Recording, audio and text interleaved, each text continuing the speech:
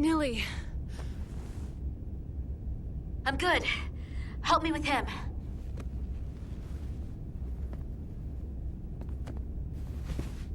Let's get this off. Medical. Got one wounded at my location. Carter. You don't look so good.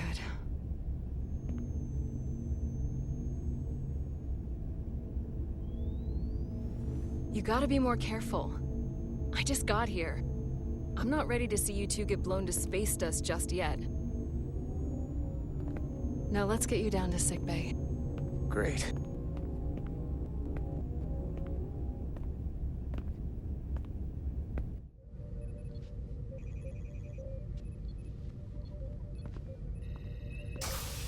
Status report. The repair crew made it inside. EPS flow is back to nominal levels. The SIF is back up. How does this affect mission readiness, Mr. Ermot?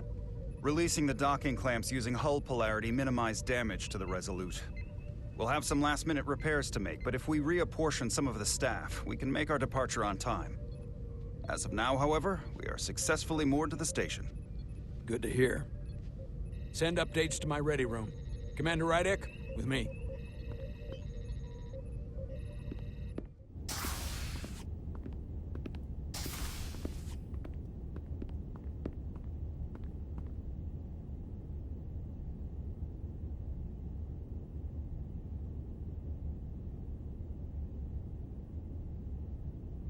You disobeyed my orders. Well? Respectfully, Captain, I made the right choice given the information I had. You disobeyed my orders! And not just in front of the bridge crew, but the Starbase staff as well. That's going to get around. My name's already tarnished around the fleet. But what is it going to do to my credibility on this ship? From the top to the bottom. Bridge to lower decks. Captain, I told you I'd be honest, so here it is. Maybe I shouldn't have disobeyed a direct order, but you were wrong. You weren't on board, and you didn't have all the information. So I made the right decision for the ship. If you're worried about your credibility, put your ego aside and trust your crew. Trust me. You might have won some fans on the bridge with that stunt, but not everyone. Lieutenant Commander Chovak has already bent my ear. I'm sure he doesn't take it personally. He'll get over it in time. Mr. Chovak is more complicated than he would want to admit. I guess we all are. And, if I'm being honest, I'm not sure what I would have done in the moment either. You never really know if you weren't in those shoes. So, let's just boil it down to, you did what you had to. That'll have to be good enough for me. Thank you for understanding, sir. I'm sure no one knows the burden of command as well as you do. I'm sure you will, someday. Despite it all, we got our final Starfleet clearance to depart. So if you'll fetch Mr. Ermot, we'll knock out the final details of any outstanding repairs, and then we'll set out for Hotari. Yes, sir.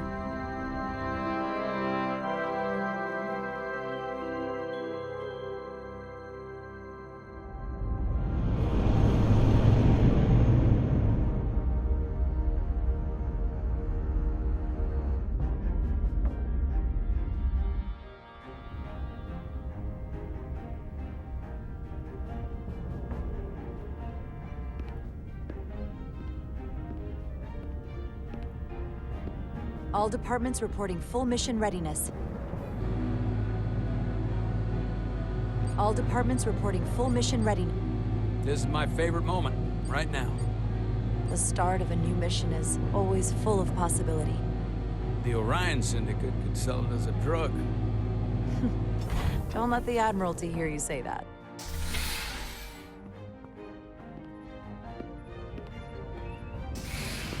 Captain on the bridge. Sit. Sit, everyone. You all know, I'm not big on speeches. We're embarking on the first mission since our refit. Let's make it a good one. Disengage docking clamps.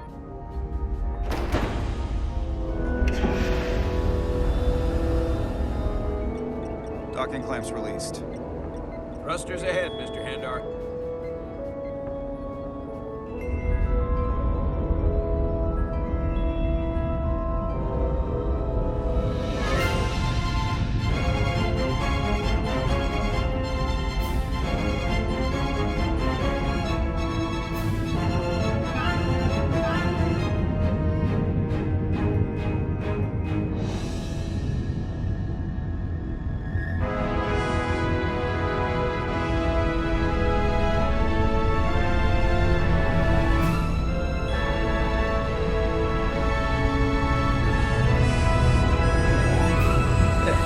Do it.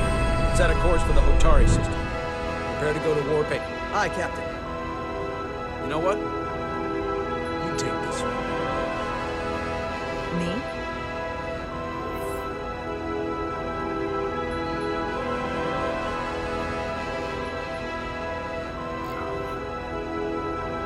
Me? Engage.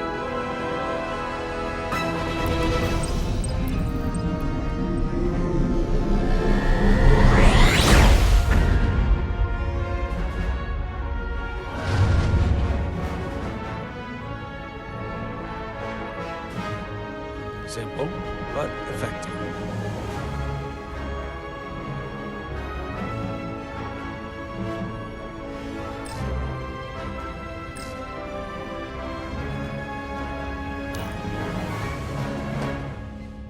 Easy.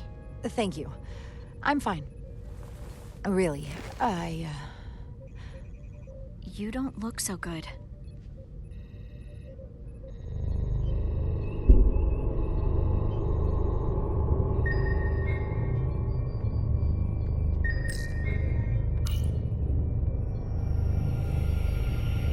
I have to get to sickbay. Go.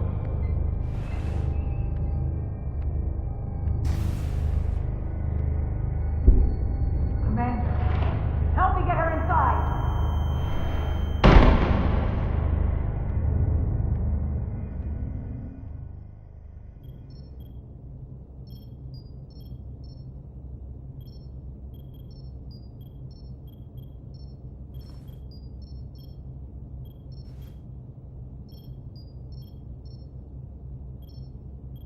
Well, that was quite a scare. A few minutes more and it would have been one of the shortest tenures on record for a first officer. Is that the engineer that was out on the hull? That storm did a real number on him, but he'll live. Just needs rest. You should worry about yourself. Your duridium levels got dangerously low and destabilized your cell structure. This is definitely one of the more memorable first days I can think of. My name is Dr. Aram Duval, Chief Medical Officer. To be honest, I've never met a Kobliad before. You're... Rare. I know. I was going to say special. Your people's numbers have dwindled, despite the Federation's efforts to find a more readily available alternative to the duridium you need to survive. Yet you joined Starfleet and managed to thrive. I imagine the responsibility must be overwhelming. Maybe even a burden at times. I don't like the attention it brings. Being treated differently than everyone else. But you are different. That's not something you can change. True. But sometimes it makes it even more difficult than it already is. And don't worry, I won't treat you like a science experiment. I just do the science and leave the experiments to Solano. You don't agree with his methods? I don't agree with his definition of acceptable risks. Not when the lives of your crew are at stake. My professional opinion is that the accident took a toll. More than he's willing to admit. He's overstressed, operating in the pressure cooker of his own mind. Which is never a good headspace when the lives of your crew are at stake. What concerns me is that now he's even further away from the thing he's been chasing his entire career. The breakthrough discovery. The major innovation.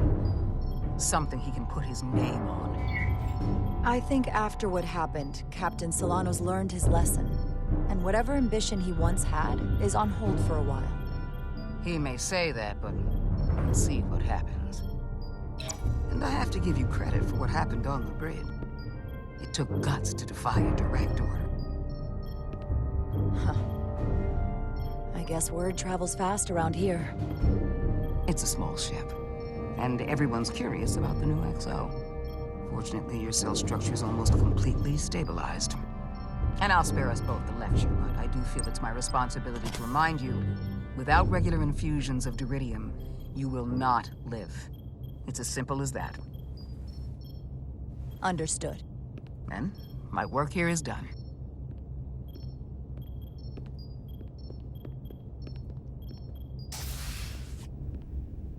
Lieutenant Bedrosian. I came to see if you were okay. We were all pretty worried on the bridge. No one knew what was happening. I'm feeling much better. Thank you. It's just part of who I am. You don't have to explain to me. I understand. I'm just glad you're okay.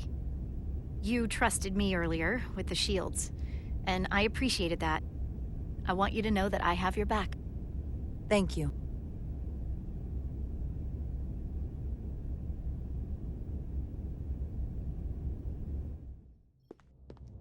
Now, Carter, the emissions that gave you that burn are quite unusual, like everything else that goes with this storm. That's a combination of hyronolin and lectrazine to counter the radiation effects. That should help speed your healing. She's come by a couple of times to see you already. Be brief. It's good to see you awake again. I was starting to get worried. Not that you aren't in good hands with Dr. Duvall. You did take one hell of a shot, though. So, be honest. How bad do I look? You look rugged. Rugged? Okay, how about heroic? Millie was looking in on you too, by the way. But since it's just us right now, I had a chance to think about this while I was away. And I thought it was important that I just come out and tell you, instead of tiptoeing around it. Wait, are you angry at me or something? Oh, no, not that. I'm sorry. I'm probably making too big of a deal here. What I'm trying to say is, we've been really good friends for a long time. But I got back here and I couldn't ignore it anymore. I want to see if there's more between us than just being friends. Carter? Are you sure about this? They're my feelings. Of course I'm sure. Well, I just mean, seeing me in here, after we almost got killed out on the hull. I felt this way before that, Carter. I like you. And I think there could be something more for us. So, what do you say? I like you too, Miranda. And I'd like to see where this goes. Good. I was really hoping you'd say that. Sorry to interrupt, but the patient needs to rest if he wants to get back to his old self. Of course. I'll see you again soon.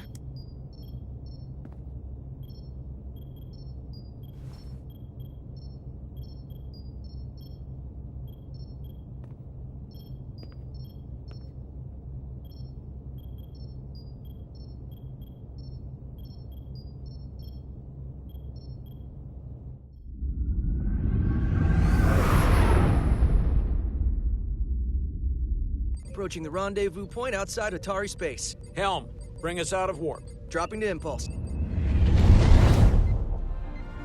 Ionic interference surging, Captain.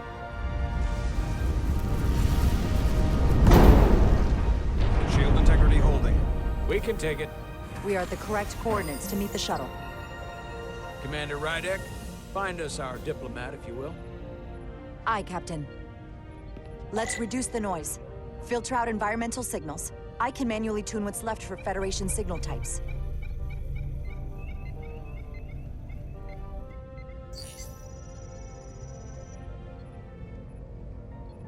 I've located the shuttle. Opening comms. On screen. Shuttle to Resolute. Shuttle to Resolute. Debris field. Lost maneuvering. Losing I can't get it any clearer. We won't get a transporter lock. It's just not happening. Power up the tractor beam. We'll pull them directly into the docking bay.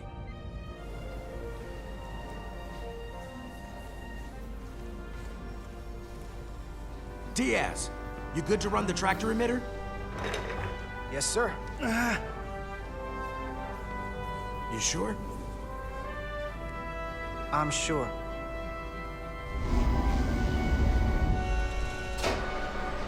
Come on, Diaz. First thing, lock onto the shuttle and stabilize the rotation.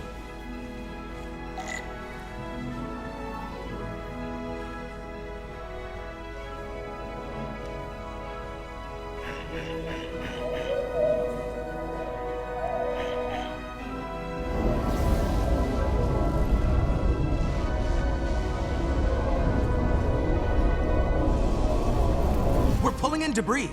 I'm on it.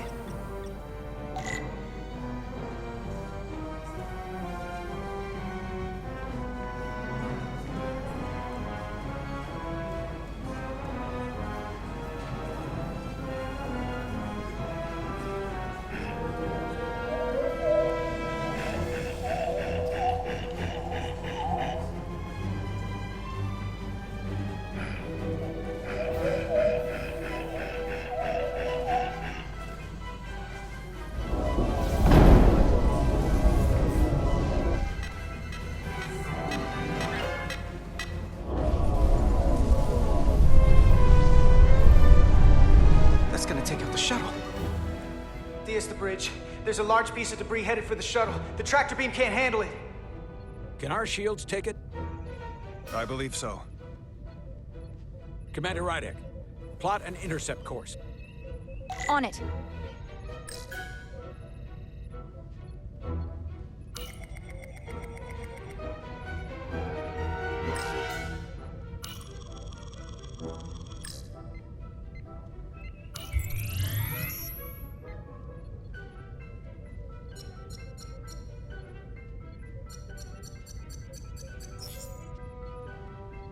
Here we go. Maneuvering thrusters bearing 53 Mark 17, 200 meters on an intercept course. Maneuvering.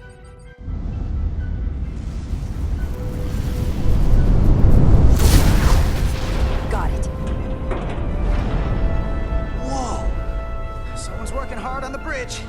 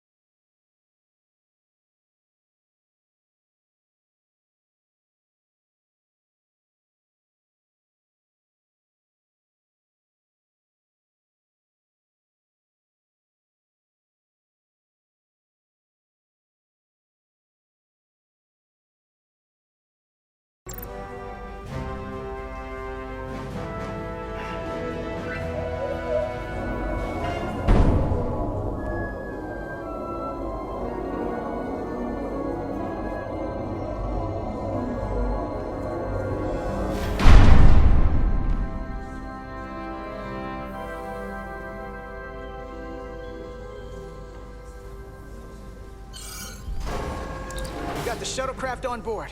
Good job. We're on our way down to meet them.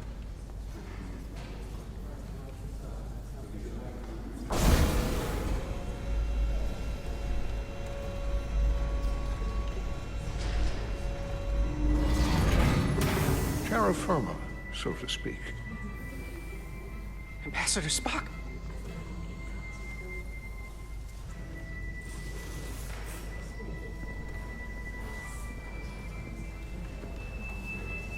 The captain will be right down to meet you, sir. In that case, I will wait for him here.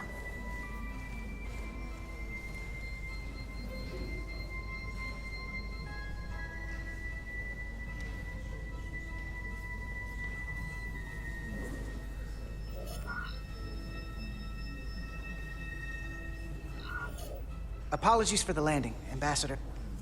I was operating the tractor beam, sir. I take responsibility. It was not the smoothest transit, but you got us here safely. That is what matters. We thought we were prepared for our arrival in Hotari space, but it is evident my craft was not sufficiently robust for such intense ionic activity. Storm has been pretty intense. There was an element that was most unusual. Before you came to our aid, our maneuvering thrusters and impulse engines were rendered inoperable. So we attempted a short traversal at warp speed, only to find that we could not achieve warp at all, even though our diagnostics computer showed no faults or anomalies. What do you make of that? When all indications say that warp speed is possible, but in practice, we find it is not. Well, this storm is one of the strangest phenomena we've ever encountered. It's disrupted other systems. Who knows what it might do to a warp drive? Yes, it would seem further investigation is called for. Take readings, run some additional diagnostic checks, and we'll get to the bottom of this. Quite logical, Petty Officer... Carter Diaz. Sir. Thank you. Ambassador Spock. Excuse me. I'm honored to have you aboard. I'd like to get right to it. We're already behind.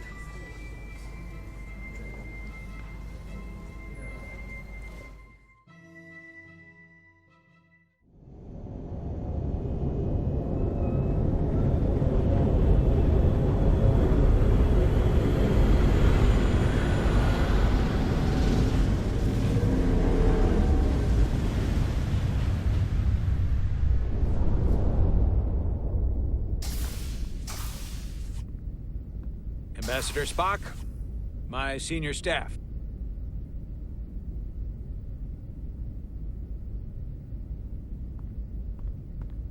It's not every day that a captain gets to welcome a Starfleet legend aboard. You flatter me, Captain Solano. But legend implies the past tense, whereas I am very much focused on our present circumstances. I didn't mean to suggest you were stuck in the past. You're right, Ambassador. Not the most diplomatic choice of words. Your experience comes from the past. But our present situation calls for it. True enough. We were hoping you could fill us in on the details. We got the basics from Starfleet.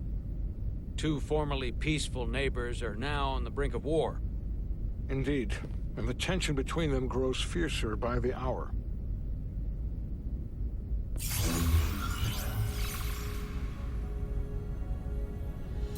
Elydia and Hotari. The Elydians are the more advanced species. They made first contact with the Hotari over a century ago. This is Tau, the Hotari moon. It is rich in dilithium, and for decades, the Hotari and the Elydians have shared a mining operation there. The Elydians provide the technological resources, while the Hotari have served as the labor force. The stability of that arrangement was the source of their peace, until recently. The Hotari have suddenly and forcefully seized control of the mining operations and expelled the Elydians from their system. That is the official story, as told by the Hotari when they requested Federation mediation. But the details remain scant. Communications between all parties have been limited by the ionic interference.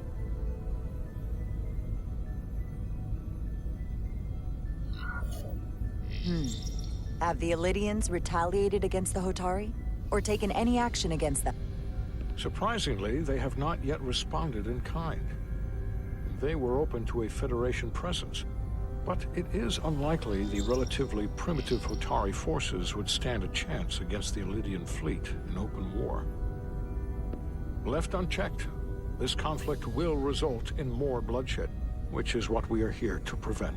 And the dilithium trade hangs in the balance. Clearly, the Hotari have been exploited in this relationship. Maybe we can persuade them peace is the more profitable alternative for everyone. They both profited from the mines.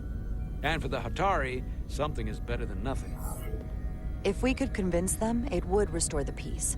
But we would need the Hotari to accept a difficult compromise. Made all the more difficult by the emotions flaring on both sides, no doubt. Neither the Illidians or the Hotari are members of the Federation, so we can't make them do anything.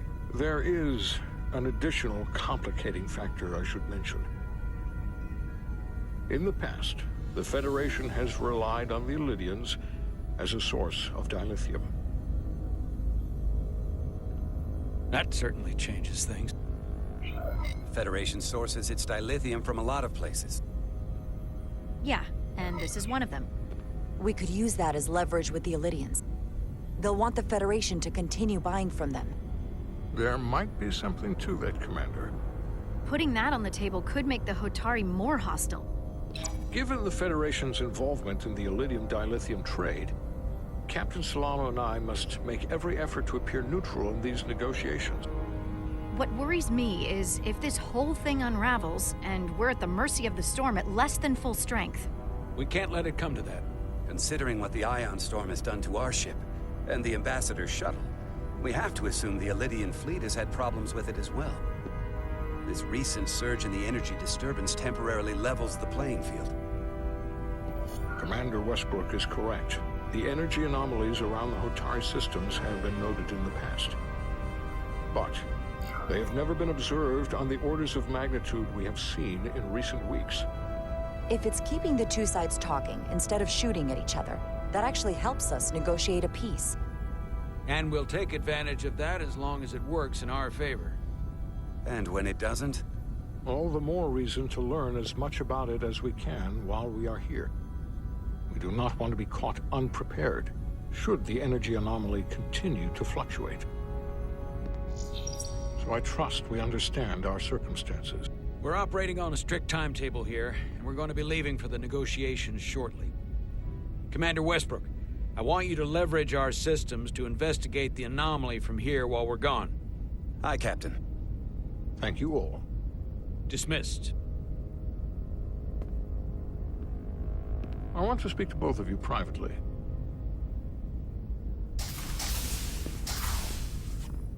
Ambassador Spock, I'd like to make a formal introduction.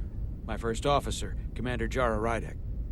Commander, as you are aware, there are limits to what Captain Solano and I can do in our official capacity as representatives of the Federation. But someone in an unofficial capacity, your first officer, Commander Rydek could ingratiate herself to certain parties behind the scenes, where they may be more candid in revealing information that could lead to a resolution. She certainly knows how to say the right things. At least when she wants to. I'm perfectly happy to work outside the lines. And by extension, you will be doing your duty, Commander. Just not too far outside the lines. Well, I hope Commander Rydek will have more luck finding out what really happened than we will through official diplomatic channels. The fate of the negotiations, the interests of the Federation, and the prospect for peace may very well depend on it.